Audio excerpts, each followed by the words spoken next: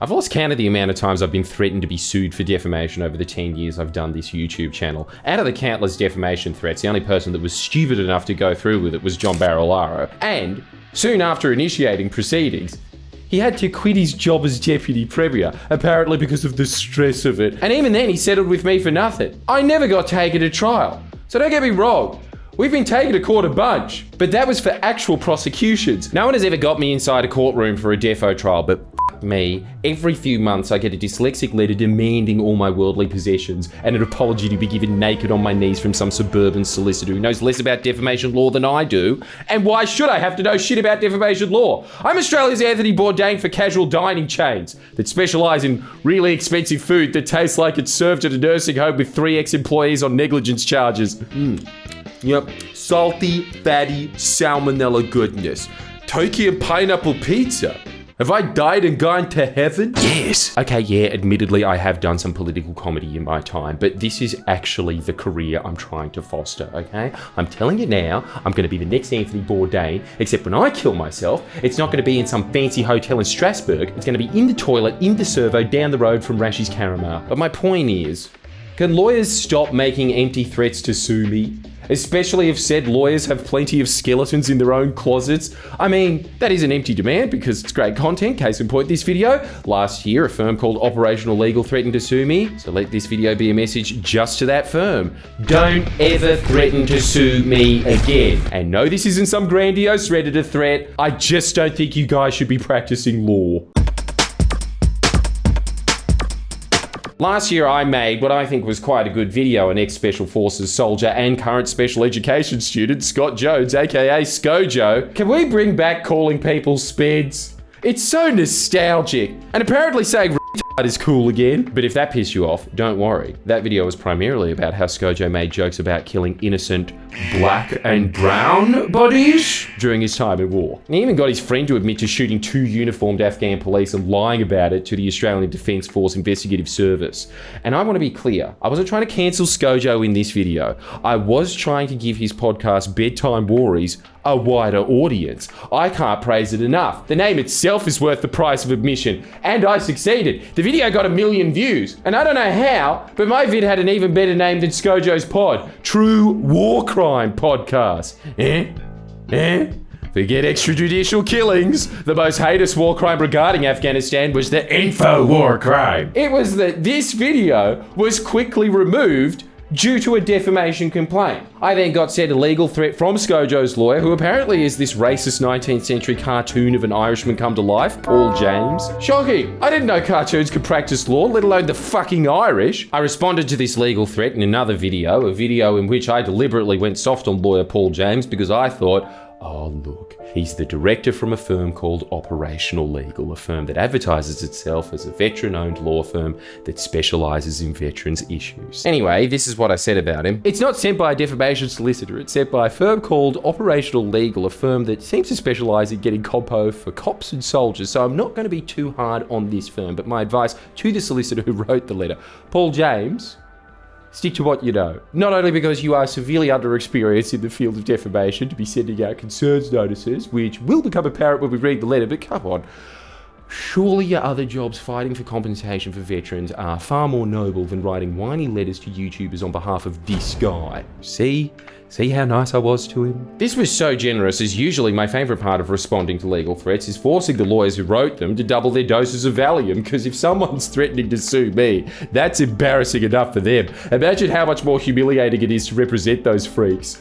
To borrow a concept from a great thinker, Ted Kaczynski, the Unabomber, come on, hear me out. I'm not even being fringe to take inspiration from him. He's popular on TikTok, which is just another example of these apps attracting ideas and people who are the antithesis of what the app represents. Like how Grindr was going off at the Republican National Convention, or how every time I use www.childrenseekingpedos.com, I never get to meet an actual child. It's always an older guy in a police uniform with a gun. Still kinky though. Sorry, that's what Donald Trump calls the whiff. But I'm back. Back to using the Unabomber's concepts to shit on lawyers I don't like. Lawyers I like, you're excused from the following criticism, but most lawyers' entire job is to be a surrogate to facilitate other people's surrogate activities. Which in this case was Scojo being butthurt that I called him a leprechaun. If you looked like Scojo, probably a psych ward for leprechauns, because come on, don't you think he looks like the ADF only letting pass selection because they thought he'd bring the diggers luck? A definitely valid target at the end of the rainbow. A rainbow of medals. So you can imagine how disappointed I was when I didn't get to use that cartoon sledge earlier on Paul out of my respect for veterans. As well as being the principal and a director and shareholder of Operational Legal, Paul is a director of RSL New South Wales, the Returned and Services League, working alongside president of RSL New South Wales, Mick Bainbridge, who is another director and shareholder of Operational Legal. Now, Mick was actually in a war, unlike Paul, who was just in the reserves. In fact, Mick was in the 2nd Commando Regiment like Scojo. Now, despite being freshly minted lawyers, Mick was admitted to practice on the 3rd of March 2019. 2 days later, Operational Legal was registered with ASIC, with Mick and Paul as directors. This was only slightly better for Paul, who was admitted in September of 2018. So here we have two of the greenest lawyers ever. So green, in fact, they required 2 years of supervised practice, supposedly directors of a firm. Look, here's the earliest snapshot of their website from January of 2020. They're both advertised as directors when both Mick and Paul were still on training wheels. If this is how the world works, fuck. There'd be no 9 seasons of Suits. Everyone would just be named partners straight away. And without 9 seasons of Suits, would we have ever gotten one of the best video essays ever made? I found this show by taking a BuzzFeed quiz, what Netflix show should I watch next? And it put together my drama intrigue, my comedy intrigue, my kind of political, highbrow type shit that I like. Give me Suits. Come on, give that guy a sub. But it's not actually that they were inexperienced lawyers that really gets me. As a Suits fan, I'd be totally stoked if they didn't even have practicing certificates and were lying geniuses with photographic memories working their way through a big firm. It's that they bypass the entire plot. It suits if Mike Ross, instead of being a savant, had a 75 IQ and didn't apply for a job and just set up a firm. A firm that shares the same signifiers of a country Chinese restaurant that you just know you're going to get food poisoning from, or a rash for that matter, in that for a tiny firm run by 2 recent graduates, there's too much disparate shit on the menu. Look at their website. Sure, I'll try the steak at Rashi's, but the chicken crepes? And sure, maybe I get ex-cop Paul James to help me with contesting a speeding ticket, but media and defamation law, Scojo, they fucking conned you. Get your money back. I know this because the defamation threat Paul James sent for you didn't even have particulars. You know, direct quotes of what I said that he alleges was defamatory. You know, the one thing you need to have an illegal threat, the reason you're threatening someone in the first place. Scojo, for your own good, ask Paul and Mick if they've ever done any defamation litigation before. I'm willing to bet the answer is no, but if it's yes, ask them if they've ever won. But the problems with Operational Legal appear to be far more serious than sending me crappy letters. First off, as mentioned before, Bainbridge is the president and James is the director of RSL New South Wales, and despite this, despite the clear conflict of interest, Operational Legal continued to do work for individual RSL sub-branches. In an internal complaint by Sophie Ray, a now former director of RSL New South Wales, she alleges that Bainbridge waved away these concerns, claiming that there would only be a conflict of interest if they were acting in litigation for RSL sub-branches, but providing advice on transactions and incorporation was just fine. Ray claims that before RSL board meetings, Bainbridge and James would declare that they were doing work for RSL sub-branches, but refused to say which ones. This is a bit of an issue, as Friendly Geordies is aware of multiple RSL sub-branches who went to Anzac House, the head office of RSL New South Wales, to ask for some pretty boilerplate information on incorporation, but were refused, forcing some of these sub-branches to fork out for their own legal advice, and essentially meaning that every single sub-branch that wants to incorporate has to pay thousands of dollars for their own lawyers for what should be the same advice that the head office could get once and distribute. Now, admittedly, this was before Bainbridge was president of RSL New South Wales. But guess who was president? Ray James, Paul James's father. And this would only be really significant if Operational Legal were getting work from RSL sub-branches to provide this same advice on incorporation, which again, according to Sophie Ray's complaint, Bainbridge claimed would still be fine. Also, according to Sophie Ray's complaint, earlier this year, Paul James finally declared that he was a legal rep for the Corrimal RSL sub-branch.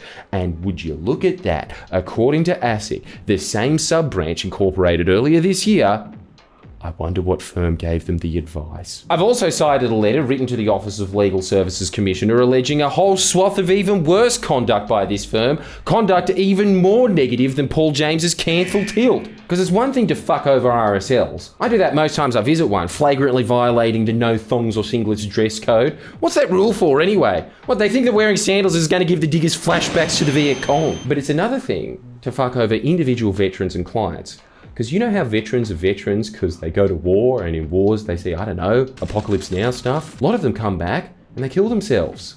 There was a Royal Commission into veteran suicides, and for it, the Australian government allocated a bunch of legal aid type funds so veterans and witnesses won't be out of pocket if they want to give evidence. I think you can guess where I'm going with this. According to this complaint, Operational Legal were applying for $15,000 per private session with a commissioner. Now, I know lawyers are expensive, but a private session isn't even a full day in court. It's fairly informal and requires very little prep, and it usually only goes for an hour or less. That number gets even more insane when you compare it to how much other normal lawyers were applying for. I've cited bills by other law firms for around $9,000.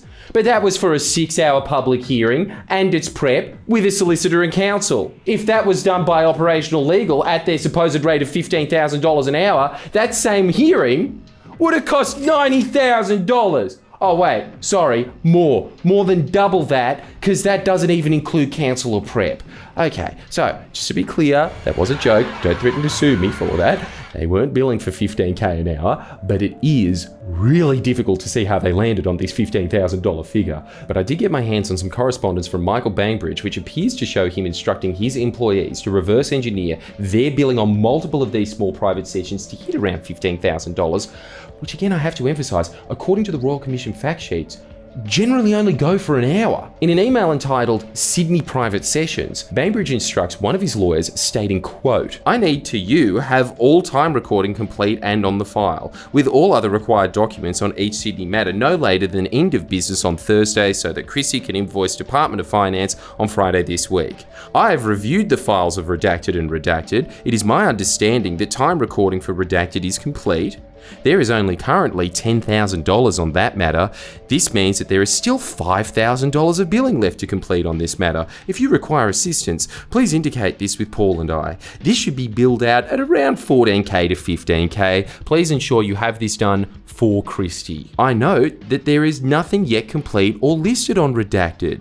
There is only approximately $1,500 of time recording on this matter to date. Please complete all billing to an approximate amount of $15,000 and have this done before end of business on Thursday so that Christie can review and invoice Department of Finance on Friday.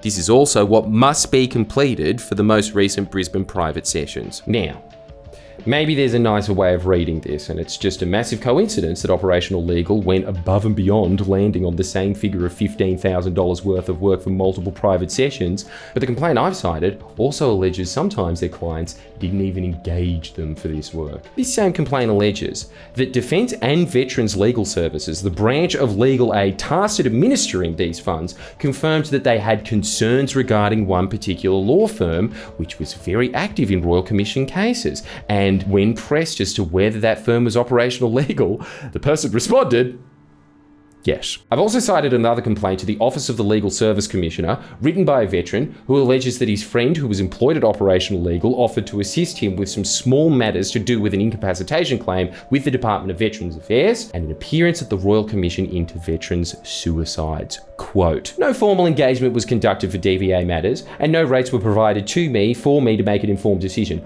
I was of the impression that if I supported OLA's case to the Royal Commission, the solicitor would assist me with my DVA claims as a favour. Before this veteran's hearing at the Commission, he got a call from Operational Legal in which they informed him that his friend no longer worked for them.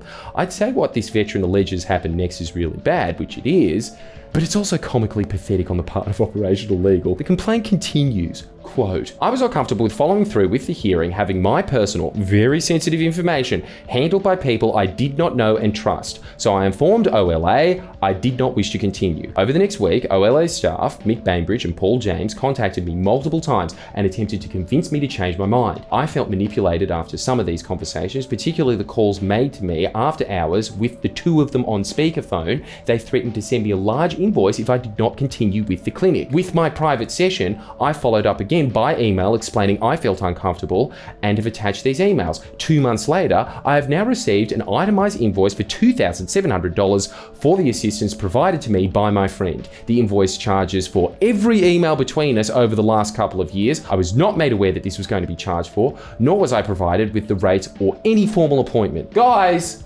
it's $2,700. Even if you did that much work, buy your own $15,000 of private session figures. That's what you earn in what, 10 minutes?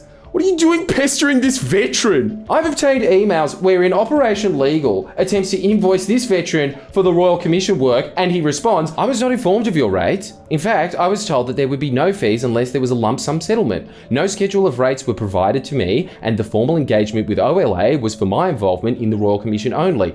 I know you have been paid for these hours, as I confirmed this with the Attorney General's Department. Had I known I would be invoiced for each minor interaction and at the rates listed in the invoice, I would have never agreed to the assistance offered to me by OLA." So YouTube, come on. Are you really going to keep 2 of my videos offline because of a letter from these lawyers on behalf of this man? I'll finish the video with one last quote from the same veteran ex-client of theirs. "I believe OLA are a threat to the well-being of veterans, and I would not recommend them to anyone seeking legal support. I do not think individuals like Mick or Paul have the capacity to change.